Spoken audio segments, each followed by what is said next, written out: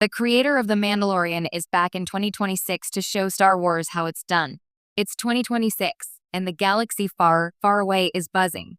Not with the hum of lightsabers or the roar of TAE fighters, but with anticipation. After a few years of missteps and uneven storytelling, Star Wars fans finally have something to cling to.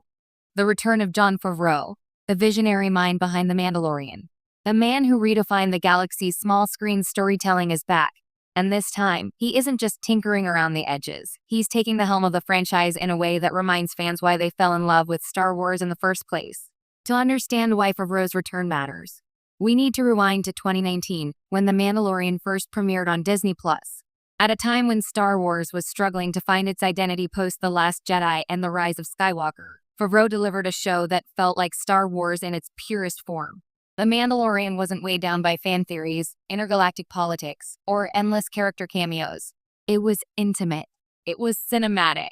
It was a space western that somehow reminded fans of the original trilogy without trying to replicate it.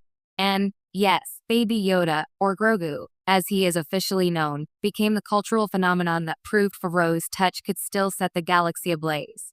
Fast forward to 2026, and Disney knows the stakes are higher than ever. Star Wars streaming shows and movies have had their ups and downs.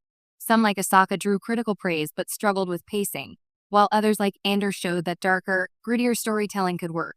But not every spin-off hit the mark. In this environment, bringing Favreau back is not just a safe bet, it's a strategic masterstroke. He's the creator who can balance old-school Star Wars charm with modern storytelling sensibilities, bridging the gap between nostalgic fan service and fresh, forward-looking narratives. Favreau's return isn't just symbolic. Reports indicate that he's taking the reins of a major new project, a series that promises to shake the foundation of the Star Wars timeline without abandoning the essence of what made the galaxy so compelling. Unlike previous shows that were often locked into a single era or trilogy, Favreau's new project reportedly spans decades, weaving together the prequel, original, and sequel trilogies in ways that feel organic rather than forced. In interviews, he's hinted at characters who traverse eras, moral conflicts that challenge the simplistic good versus evil narrative, and storylines that explore the gray areas of heroism and villainy in ways Star Wars hasn't fully committed to before. One of the most exciting aspects of Favreau's approach is his mastery of world building. The Mandalorian wasn't just about Din Djarin or Grogu. It was about painting a living, breathing galaxy. Every cantina, desert planet, and war-torn city felt meticulously crafted, layered with history and culture. Favreau's knack for blending practical effects with cutting-edge technology, using stagecraft's LED volume to create immersive environments, is a skill that is now legendary.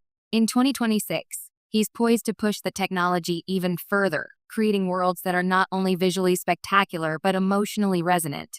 Fans can expect planets that feel alive, populated with societies that operate independently of the main characters, giving the galaxy a sense of depth and realism that few shows achieve.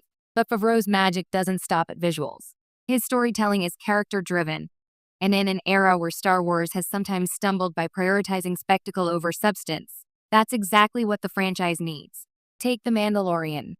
Din Djarin wasn't a Jedi, wasn't royalty, wasn't part of an epic prophecy. He was, simply put, a bounty hunter with a code of honor, and watching him navigate moral dilemmas made the galaxy feel personal again. In 2026, Favreau's new project promises to dig even deeper into the psychology of his characters. Expect morally ambiguous heroes, villains who elicit empathy, and supporting characters with arcs that challenge viewers' expectations. This isn't a galaxy of black and white storytelling. It's a universe of shades, just as George Lucas intended, but filtered through a modern lens. One of the most intriguing elements Favreau has teased is the blending of genres. The Mandalorian was a space western. His next project, however, seems poised to experiment further, melding espionage thrillers, political drama, and even horror into the Star Wars tapestry. Imagine a Star Wars story where a Jedi must navigate a web of galactic intrigue akin to House of Cards, or a smuggler's tale unfolding with the tension of a noir thriller. This genre flexibility is exactly what Star Wars needs to evolve while remaining true to its adventurous core. Favreau understands that Star Wars isn't just about lightsabers. It's about tone, stakes, and world building. And he knows how to strike the perfect balance between nostalgia and innovation. Another factor that makes Favreau's return so critical is his collaborative approach. He